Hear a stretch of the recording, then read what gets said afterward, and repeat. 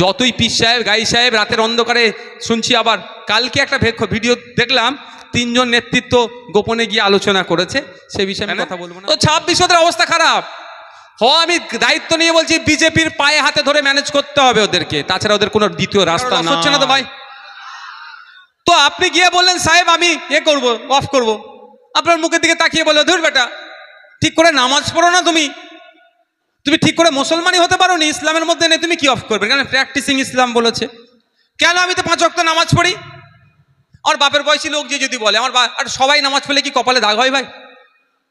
কপালে দাগ নেই ভাই, তুমি নামাজ পড়েছো কি তোমার কপালে দাগ নাই? বাড়ি চলে যাও, তুমি ঘোড়ার ডিম। কি করবে এখন?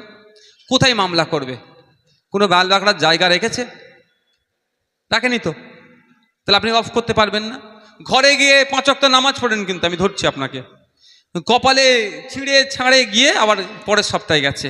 সবার কথা বাদ দিলাম, ইমাম সাহেব গেছেন। আমি আপনি একটু ফাঁকিবাজি করি, কিন্তু ফাঁকিবাজি করা উচিত না যারা মুসলিম ধর্মের আছেন এখানে। কিন্তু ইমাম সাহেবের ফাঁকিবাজি নয়, 2500 টাকা মাইনে দিয়ে ওকে আবার সব চুষে দেয়। এটাও কিন্তু জবাব ঠিক জায়গায় দিতে হবে, মাথায় রাখুন। ইমাম ভাতা 3000 টাকা দিয়ে যেমন ভোট করিয়ে নিচ্ছে, একদিকে মুখ বন্ধ করে দিচ্ছে, 2500 টাকা আপনারা দেন, চুপ করে রেখেছেন। এটা বাড়ানো দরকার। আর ইমাম ভাতা অন্য রাজ্যে 10,000 থেকে শুরু, 12,000 18,000 পর্যন্ত আছে, আমাদের পশ্চিমবাংলায় মাত্র 3,000। এটা মাথায় রাখবে, এটাও বাড়াতে হবে, বাড়ানো দরকার আমরা মনে করি। যাক, ইমাম সাহেব গিয়েছে, ইমাম সাহেবের কপালে দাগ নেই, তাড়িয়ে দিয়েছে। পরের সপ্তাহে ছিঁড়ে ছাড়ে কপাল, ইমাম সাহেব গেছে দাগ করে নিয়ে, দিয়ে বলে দেখুন আমার কপালে দাগ। যদি ইমাম সাহেবকে বলে এই বছরে 29টা রোজা গিয়েছে, এবারে 29টা রোজা হয়েছে তো নাকি? আপনি 4টে রোজা ছেড়ে দিয়েছিলেন, 25টা রেখেছিলেন কেন? আপনি ঠিক করে মুসলমান নয়, তখন কি করবেন? কোনো মেশিনের বাবার ক্ষমতা আছে আমার গায়ে লাগিয়ে বলতে পারবে আমি 29টার মধ্যে কটা রোজা রেখেছি?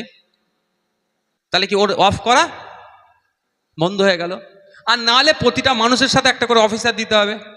আমার কাছে একটা থাকবে, পিয়ারুল ভাইয়ের কাছে একটা থাকবে, মুসার কাছে একটা থাকবে। আমি ফজরের নামাজ পড়লাম কি পড়লাম না ও লিখবে, আসরের নামাজ পড়লাম কি পড়লাম না লিখবে, জোহরের নামাজ পড়লাম কি পড়লাম না লিখবে, তাই নাকি? এরকম হবে? 3 কোটি মুসলমান কম বেশি আছে পশ্চিমবাংলাতে, তাই 3 কোটি অফিসার লাগবে তো। এমনি আমার সিভিক ভাইদের ফাটিয়ে দিচ্ছে। 10,000 টাকা মাইনে 9 থেকে 10 হচ্ছে, সেটা আমার জন্য 1000 টাকা বেড়েছে। বিধানসভায় এতবার বলেছি, বলছে ওকে কিছু বাড়িয়ে দেন, আর আমাদের কান খেয়ে ফেলবে। এই 10,000 হবে না, সিভিক ভাইদেরও সমকাজে সমবেতন দিতে হবে 2019 সালের আইন অনুযায়ী। একটা সিভিক ভলেন্টিয়ার একটা কনস্টেবলের থেকে কোনো অংশে কাজ কম করেনি। তাহলে বলুন এত অফিসার পাবে? তাহলে ভবিষ্যতের অফ করার জায়গাটা বন্ধ হয়ে গেছে। এবার শুধু কি এটা মুসলমানের উপর অত্যাচার করলো না সংবিধানে আঘাত দিল? এটা আমাদের দেখতে হবে। সংবিধানের 14 নম্বর 15 নম্বর আর্টিকেল খুলুন, ইকুয়ালিটির কথা বলা আছে। 15 নম্বর আর্টিকেলে জাত ধর্ম বর্ণ লিঙ্গ নির্বিশেষে, জন্মস্থান নির্বিশেষে আলাদাভাবে তার সাথে কোনো রকম আচরণ করা যাবে না। তাহলে সংবিধানের 15 নম্বর আর্টিকেল অনুযায়ী মুসলমানের সাথে আলাদা করে কেন আচরণ হচ্ছে? আপনাদের এখানে বিখ্যাত মন্দির কোথায় আছে? বিখ্যাত মন্দির কোথায়? এলাকার মন্দির কোথায়? বসিরহাট কালী মন্দির যা নাম আছে। ওই কালী মন্দিরের নামে কেউ যদি মনে করে আমি 1 বিঘে জমি দান করবো, করে তো অনেকে, হ্যাঁ? তাহলে সেই মানুষটাকে কি 5 বছর ধরে হিন্দু থাকতে হবে? এরকম কোনো আইন আছে? কোনো খ্রিস্টান যদি মনে করে গির্জাতে আমি 1 বিঘে সম্পত্তি দান করব, তা কি 5 বছর ধরে খ্রিস্টান থাকতে হবে? এই ধরনের কোনো আইন আছে? কোনো শিখ ভাই যদি মনে করে আমি 5 বছর আমি গুরুদুয়ারাতে 1 বিঘে জমি দান করব, তাকে কি 5 বছর ধরে শিখ হতে হবে? এরকম আইন নেই। তাহলে মুসলমানের জন্য আপনি কেন করলেন? তাহলে মুসলমানকে ধর্ম দেখার জন্য আপনি তাকে অবজ্ঞা করছেন, তার সাথে ইনজাস্টিস হচ্ছে, তাকে ডেপ্রাইভ করছেন। কিন্তু সংবিধানের আর্টিকেল 15 বলছে ধর্ম বর্ণ জাত লিঙ্গ জন্মস্থান দেখে তার সাথে আলাদাভাবে আচরণ করা যাবে না। তাহলে মোদির যে আইন নিয়ে এসেছে নতুন, শুধুমাত্র মুসলমানকে আঘাত দিচ্ছে না, সংবিধানের 15 নম্বর 14 নম্বর আর্টিকেলকে আঘাত দিচ্ছে। সংবিধানের আঘাত এবং মুসলমানকে আঘাত দেওয়ার জন্য আমরা এই প্রতিবাদ করছি। আর এই প্রতিবাদটা দিদিমণি বলছে এখানে করা যাবে না। তাহলে দিদিমণি কার হয়ে কথা বলছে?